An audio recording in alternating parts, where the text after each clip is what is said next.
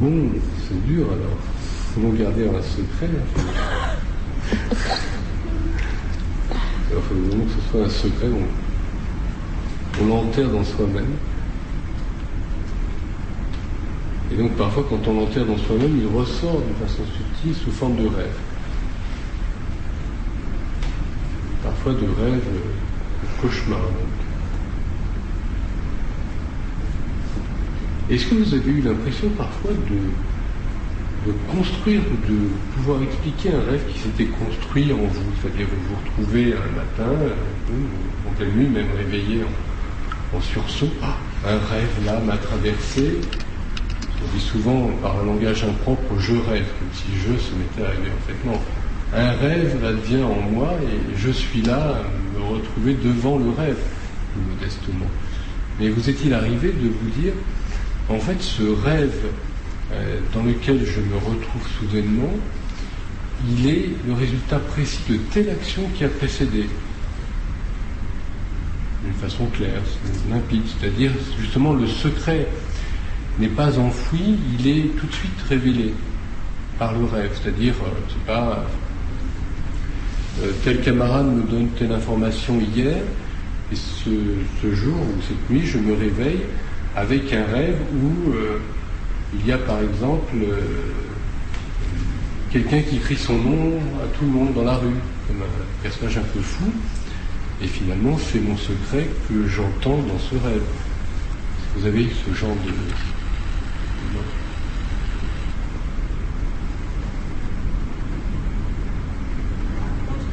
Oui. Je ne suis pas vraiment d'accord avec la notion de bon et de mauvais rêve. Parce que un rêve ne peut pas être entièrement bon, il ne peut pas être entièrement mauvais. Parce qu'il reflète une part de nous-mêmes, et peut-être une part que l'on connaît, peut-être une part de nous-mêmes que l'on ne connaît pas. Et sachant que chaque rêve apporte une solution ou une information, mais on s'en rend pas compte. Un rêve ne peut pas être... Il ne peut pas être qualifié de bon ou de mauvais, comme il peut être qualifié d'utile ou d'inutile. Parce qu'il a une part qui nous servira peut-être pas concrètement, et une part que l'on pourra peut-être... oui, qui pourra nous aider vraiment dans la vie. Tu peux même aller plus loin. Il y a peut-être un morceau de rêve que tu peux exploiter tout de suite parce que tu le comprends maintenant, mais il a laissé dans ta mémoire d'autres informations, ce rêve, et 20 ans ou 60 ans plus tard, tu reprends des informations qui ont été déposées dans toi à ce moment-là, via ce rêve. Autrement dit, ton cerveau a donné des informations qui sont utilisables à plusieurs moments. Et alors, Werner, justement, défends-toi, trouve des arguments qui puissent mettre en valeur ton propos, ta façon de considérer justement pourquoi tu avais cette nomenclature des bons rêves et des mauvais rêves, et est-ce que tu es d'accord avec Fascias sur le fait d'avoir peut-être des rêves qui seraient ni bons ni mauvais, mais utilisables. Qu'en dis-tu?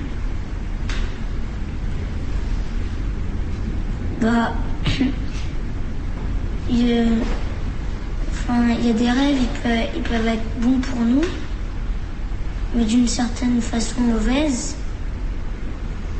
Par exemple, quand on a un rêve qui dit le futur, on dit maintenant, on sait pas que c'est un rêve qui prédit le futur, mais on peut dire que ça y est, par exemple, ça y est, je sais le futur, mais c'est pas bon aussi de savoir le futur parce qu'après on fait exactement comme c'est prédit.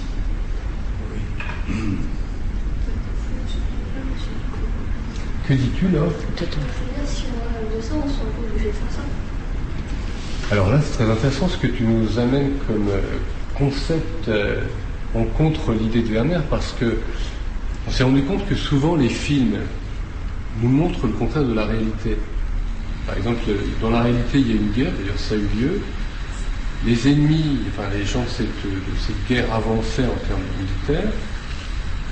Et puis ils étaient en train de fabriquer un film pour montrer un héros du Moyen-Âge, qui allait montrer ce qu'on appellera de la propagande, c'est-à-dire montrer aux gens de ce pays-là, nous sommes les héros. Mais ensuite, quand les héros du film ont commencé à avancer, dans la vraie vie, les vrais militaires ont reculé devant leurs ennemis. Et c'est ça qui est très intéressant, on s'aperçoit souvent que le rêve est le contraire de la réalité. Et c'est pourquoi il s'exprime par des symboles. Donc c'est peut-être très très riche de nous demander où sommes-nous par rapport, nous-mêmes, par rapport aux rêves qui nous traversent. Je me suis souvent demandé si le futur n'était pas écrit.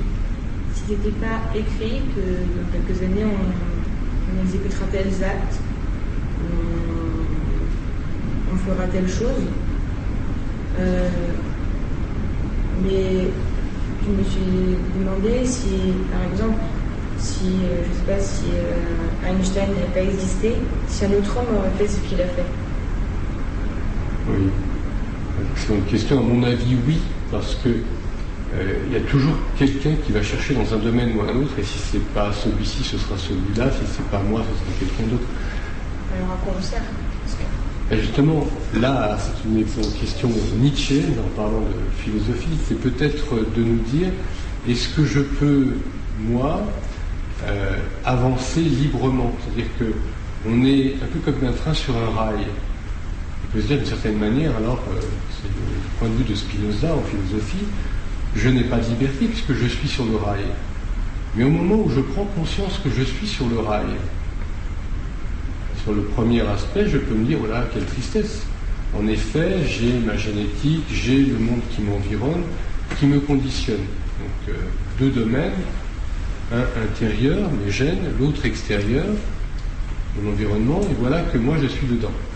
Mais dès l'instant où je prends conscience de cela, je prends conscience aussi de ma possible liberté, qui est d'arrêter mon train sur le rail, de sauter du train, de changer de rail, de créer un rail nouveau. Donc finalement, le fait de se poser la question dans ces termes-là, c'est aussi le fait d'ouvrir son champ de liberté, le grand questionnement du futur, de dire finalement, si je m'aperçois que je suis conditionné, et conditionné jusque dans mes rêves, y a-t-il une voie de liberté? Je veux dire, si le futur est écrit, ça veut dire que si on s'en aperçoit, c'est parce que c'était écrit un peu. Alors, c'est très logique ce que tu dis, oui, mais en même temps, si on s'en aperçoit, c'est parce que ça peut se désécrire. C'est-à-dire que je suis une locomotive ou un wagon sur un rail, ou sur deux rails, soudainement je m'aperçois que je suis sur des rails. Oh, horreur, c'est terrible, quel cauchemar. Donc je suis sur de l'écrit, c'est déjà en route, je n'ai pas de liberté. Mais du fait même que je m'en rende compte, je réalise ce que je disais un petit peu avant. Je peux ralentir ou accélérer mon train, je peux même sauter sur un autre rail, je peux aller hors des rails et je peux même créer des rails nouveaux. Je veux dire, c'est comme si on pouvait essayer de se suicider, mais est-ce que ce ne serait pas déjà écrit? Alors, là c'est une grande problématique philosophique. Je me dis que je pourrais changer mon destin, d'être comme sur un rail tout à fait prédéterminé par ma génétique, par mes habitudes, par les gens qui m'environnent. Et puis soudainement, je réalise que si je veux changer ce destin, bien, ceux-là qui veulent changer en moi, c'est aussi un processus conditionné. Zut alors, je ne suis toujours pas libéré. Donc en effet, si je me suicide en me disant librement je me suicide, eh bien non, je suis encore dans la prison du fait d'avoir pensé à me suicider, puisque c'était programmé par le fait même d'être dans cette problématique-là. Donc par rapport à ce que vient de dire, nous pouvons peut-être être tout le temps en exploration et pourtant avoir au bout d'un moment l'impression qu'on a compris un peu mieux, qu'on s'est assagi. En même temps, on peut savoir tout de suite, puisque là, on est en 2011, quand les personnes elles ont commencé à réfléchir il y a plus de 3000 ans, et pourtant elles ne sont pas tout découvert comme ça en un réel. Quand Laure disait c'est pas blanc, c'est gris, alors on a donc une notion de mélange, et moi ça me fait penser donc, à l'histoire du bien et du mal, mais en fait je pense que donc, il existe toujours et en fait, chacun de nous est un mélange du bien et du mal parce que chacun a une part de lumière et une part de noir en lui. Mais ce qui est important, c'est celle qui montre aux autres, celle qui choisit, la voie qui choisit d'emprunter. C'est comme le yin et le yang. Et Thibaut, tu veux l'air de lever la main à un moment donné.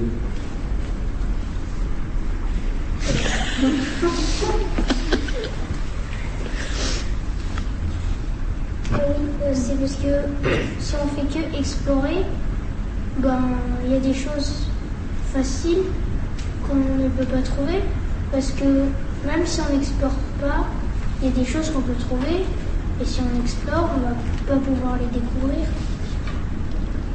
Oui, et donc je m'arrête là parce que le timing, l'heure est passée. Et je vous invite à me dire si vous avez envie d'un thème pour notre prochaine rencontre, me semble, du mois de janvier. Louis en réflexion sud-américaine. Il y avait un livre de Kesseling qui s'appelait Méditation sud-américaine. Il se posait plein de questions. Pourquoi sommes-nous là? Et pourquoi est-ce que je me pose la question de pourquoi sommes-nous là? Peut-être parce que je suis là où je suis aujourd'hui. Et si j'étais dans tel autre pays, cette question se poserait-elle à moi? Et si elle s'y posait, se poserait-elle comme elle se pose maintenant dans ma tête? Non? Une idée? Mais après on arrive au pourquoi du comment. Mais après on arrive, si on se pose toutes ces questions, le pourquoi du comment. Le comment du pourquoi? Ah oui, parce que la science, c'est le comment. Oui. La philosophie, c'est le pourquoi. Et justement, il devient intéressant à un moment donné de réunir les deux pour pouvoir justement nous dire, dans ces divers pourquoi, je commence à avoir un comment. C'est-à-dire une méthode, une manière. Après, on se demande ce que c'est le bien et ce que c'est le mal. Qu'est-ce qui nous pousse à choisir entre le bien et le mal, et bien et mal entre guillemets, pour l'interrogation? Ça vous plaise? Oui. Ça vous paraît bien? Oui. Qu'est-ce qui nous pousse à choisir? Entre ce qui nous paraît bien et ce qui nous paraît mal. Entre ceux qui nous paraissent bien. Oui, bien, oui.